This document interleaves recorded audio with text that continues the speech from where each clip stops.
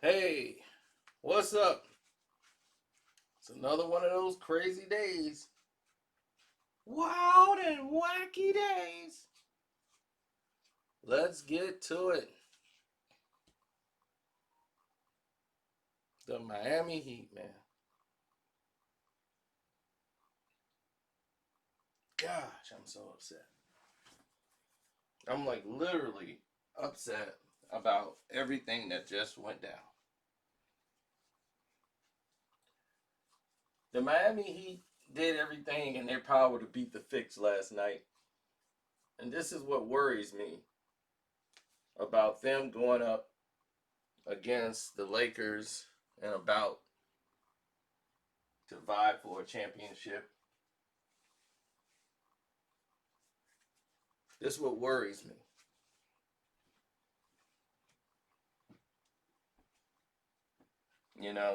These are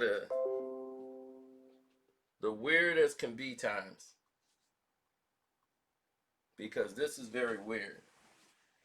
I have no idea as to why,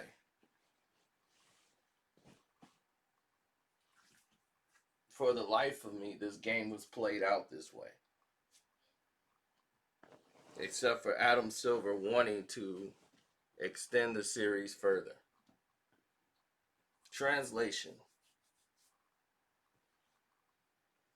when this game was going on, from the first quarter is when the Miami Heat normally implement Duncan Robinson to the scene, and Duncan Robinson normally plays his most minutes in the first half, where he's usually shooting threes, getting respect on the outside line, where other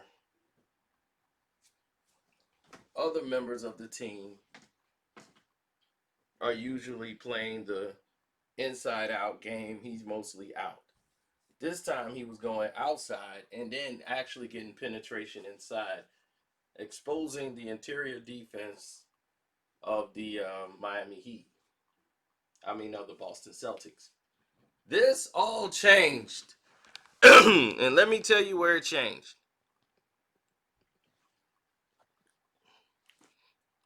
It changed because of a few factors. Factor number one: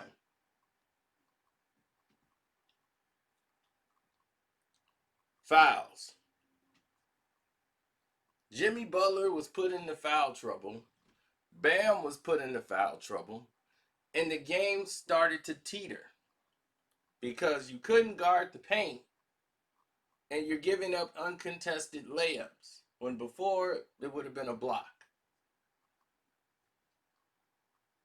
Bam's arm injury seemed to have bothered him a little bit with his aggressiveness, but he was getting through it the best way he could. But it was noticeable. It was highly noticeable. Now, to say this, the situation looked very strange. I was too upset. I went to bed immediately. Well, didn't go to bed. I went out. But I was not happy. And the reason why I wasn't happy was because of the results. The results did not add up to match the crime. It was a travesty, to say the least. I don't understand what is taking place that wasn't supposed to be there, besides these foul calls. Now, it opened up the door, and I don't want to take anything away from Boston, but Boston was quite beatable last night. Before Tatum got hot and started hitting all these threes and got in rhythm, Miami was thrown out of whack by this situation. Because when you want to go to your lineup to stop the bleeding, They couldn't. You know, and all these ticky tack 3-point and ones, they were fake. They're calling these fouls after the fact. Tice get a 3-point play after the fact. So every time Miami does make a run, when they do, they normally call in Jimmy Butler or Dragic to come in and stop this run. But the thing about the Lakers game that I see Miami having problems with is guarding Anthony Davis on the inside while they have Dwight Howard in there in the post. That's the only matchup problem I see them having. Other than that, they match up very well. In Boston, they hit a lot of threes, but they're able to get into a rhythm because Miami was basically handcuffed by fouls.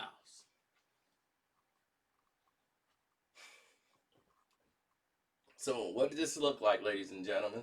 It looks like another opportunity for your Los Angeles Lakers to get more rest while waiting for Miami and Boston to destroy each other. No way could they have Miami getting rest before LeBron. Remember, they made Miami go a whole extra day of rest just so they could be caught up evenly.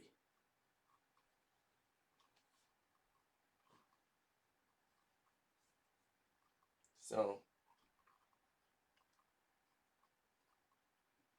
we'll have to see how it plays out.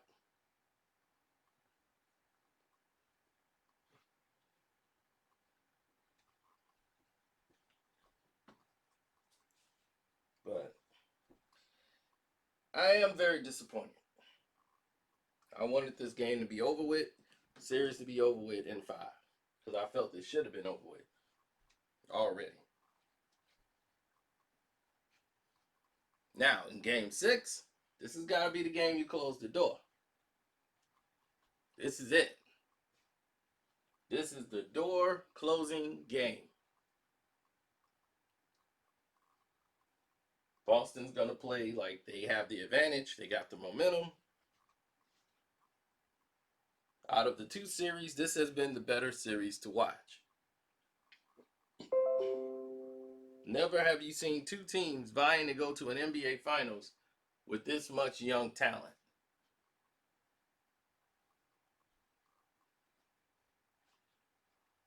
So that is refreshing for the league.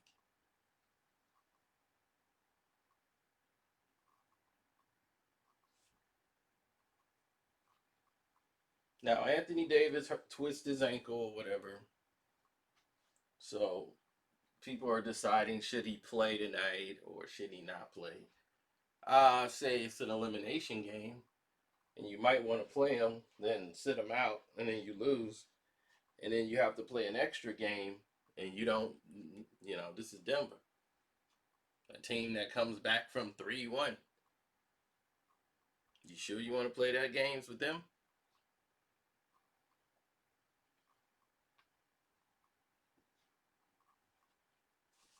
But the Heat and Celtics are definitely the team to watch.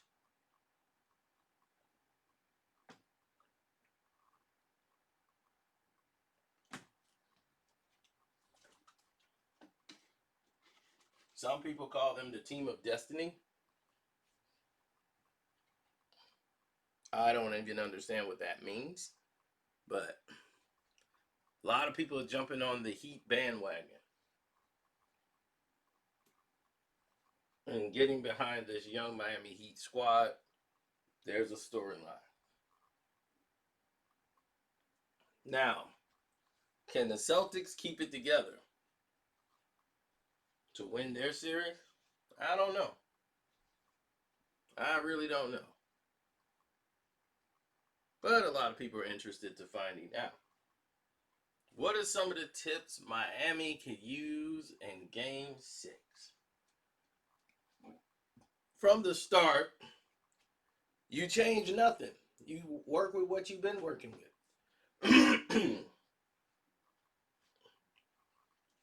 Take what the defense is giving you of Boston. Where's Boston weak? inside the paint, protecting the rim, communication. They're very weak there. Take advantage of that early. Whether it's Duncan Robinson hitting threes on the outside, Bam on the inside, get penetration going to the basket, get fouls, put them on their heels, get them in foul trouble.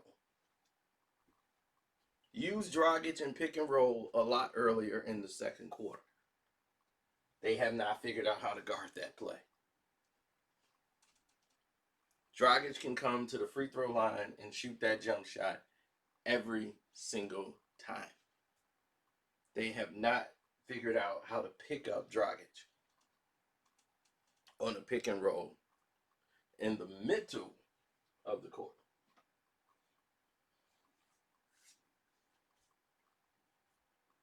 Now, for Boston, what would Boston need to do? Keep Bam and Tyler Hero off the glass. Stay up on Tyler Hero. The defense they played on Tyler Hero was great. They played great defense on Tyler. They stayed glued to him. They didn't let him be free as they normally was doing, as they were worried more about Dragic and Jimmy Butler.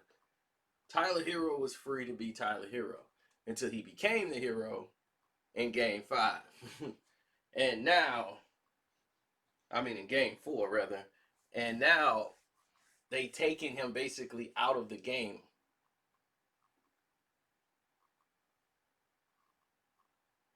In Game 4. And because of it, because they made that mistake. Not mistake, but that decision to take him out, like taking away his shot selections and making him hesitate and have to make basketball decisions. It opened up the floor for a lot of different things to happen for Boston. You have an extra pass now where it would have normally been a shot. You have extra movement, more time being gone off the clock. Bad shot selections by Miami. So you open that door for yourself to give you more opportunities to score.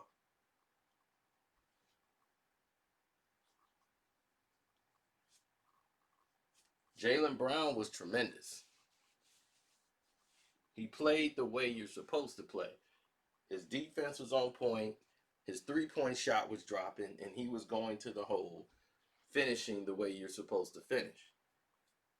I like the way he's improved his game. I still don't know if I trust him in the clutch, but he's shown that he's grown since that time, the last time they were in this position. He's definitely grown since then. So tell me what you think, and we'll enjoy the games. Don't forget, if you want to support the page, my Cash App is Carceno, Karceno. And definitely, if you want to support, you can hit the like button for this video. You can subscribe so you don't miss any videos that come up. Thank you, and enjoy the shows.